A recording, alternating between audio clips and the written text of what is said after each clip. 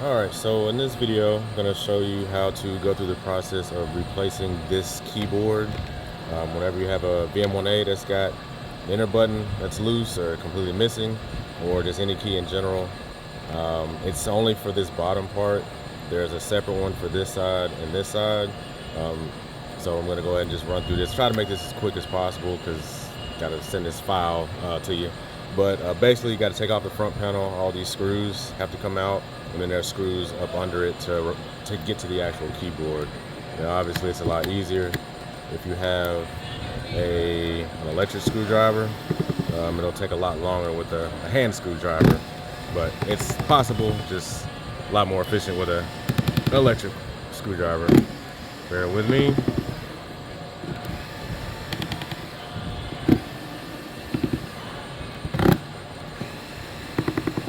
And they typically torque, if you're using an electric screwdriver, like I don't know the actual torque settings when they install these from the factory, but I usually have to do like 7 or 8 in order to remove the screws. They're pretty tight, and whenever I would put them back, I just do them like at 5. I mean, it just seems like a little much.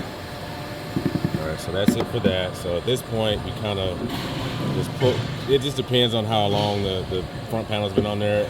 Sometimes they come off real easy, sometimes they don't. And then that's that. So this is pretty much the underside of the front panel, and then this is all that's on the inside. You got this display itself. And sometimes you'll get these little blue flakes. Just blow them out of the way. Oops, and try not to spit on it, like I just did. Wipe that off. Move that out of the way. So now at this point, I'll lower it down to like 1, the lowest setting, and then you got all these silver screws to take off. And these are very easy to lose, so hopefully I don't lose any while I'm filming this.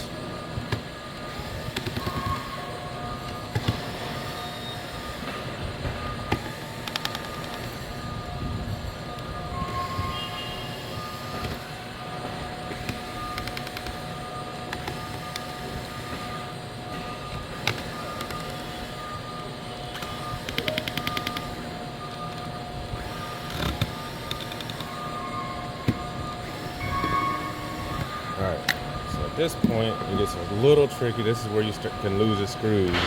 So what I typically do is I'll kind of try to pull from this side.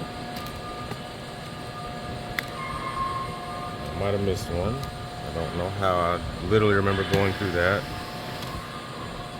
Did I get this one? No, that's loose. Okay, so that's loose.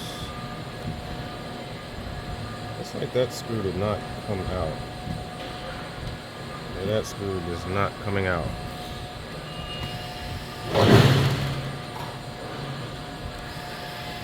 You have got to be kidding me. Yep, that screw is not coming loose for whatever reason. So let me try to remove all these. I'm just gonna pull the mess out of it and see if it comes off. I lose one. There it goes. I don't know what that was about. Yeah, it's like wow. Oh, it's completely fused with this somehow. That is literally the first time that's ever happened. Let me see if I can get this out. If not, because I don't have like a vice grip to hold it. That's crazy. Alright, well, I'll work with that another day, I guess. So at this point, now that the panel is removed, let me try to zoom in a little bit. It's not going to work very well. The only thing that has to be removed is this ribbon, and there's 2 little brown points. You just kind of take your fingernail and just slide the little piece up. And again, it's kind of hard because I'm just doing this by myself here. So you'll kind of remove these little pieces, these little tabs. Just take my fingernail and just move it up, and then it just comes out like that. So that's the only thing you have to kind of be careful with. Put this back. Sorry, I gotta balance this on a printer here. Zoom out. Come on. Alright, there we go. Alright, so at this point, now that this is removed, you just kind of carefully take the circuit board out, and it's all one piece. And what I try to do, I try to just bend it up a bit and then just pull the keyboard out from under here. It's kind of hard to see with this camera angle. I'm gonna just pull that out and throw that in the trash. Then I'll just swap this in there, lift that up a bit. It takes a little hand dexterity. And then I'll throw this in there, kind of line it up. Now at this point, the issue, so to speak, is you'll kind of need, it's kind of hard to push these around by hand because it's very skinny right here where my finger's pointing.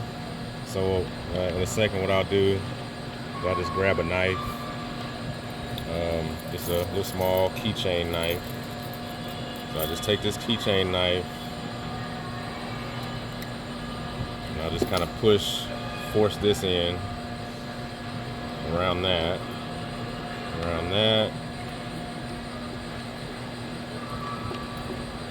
Yep. That. Come on. Alright, that's around that.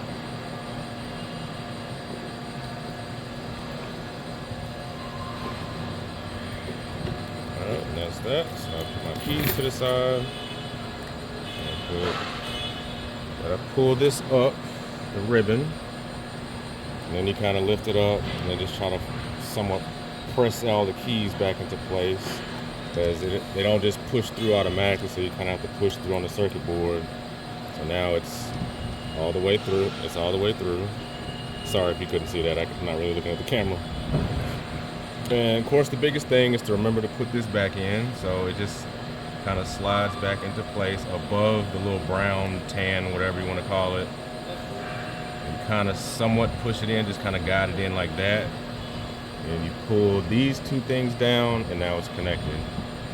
Like there's no like real clicking or anything. So now at this point, hopefully this thing will go back on here with this busted screw. I got flies flying around me right now. So now, as you can see, the button's good, and it'll kind of press through more as you screw it in. So now, hopefully I didn't lose any screws. Let's put them back into place.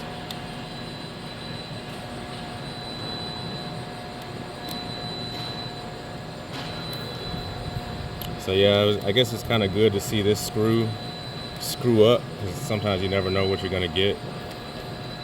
But you can just kind of pull on it if that ever happens. Just try not to damage it, obviously. You break it, you bought it. Oh my God, this fly will not go away. All right, so now I'm gonna put it back up to torque 5. Screw it back in. And of course some of the screws will pop off.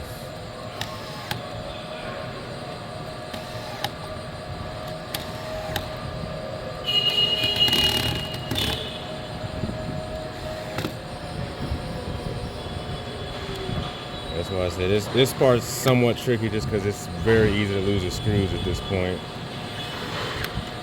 I don't know why the light decided to switch on.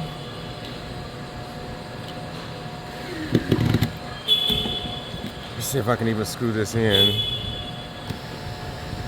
Nope. Alright, whatever. So now that it's back together, I'll take this. Just line it up. It just kind of, it's one way to go on. Mainly you kind of look at this to match in there, and you just kind of, it doesn't really click in. You just kind of place it on there and just screw it back.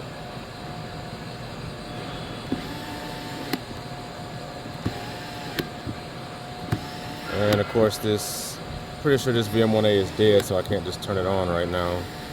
But at this point, once it's back together, I would turn it on, get all the way to the velocity screen, and then, just type random characters and then just hit the enter key just to make sure it's good, and that's it. And that's pretty much it. Once I get these last few screws tied up, or screwed up.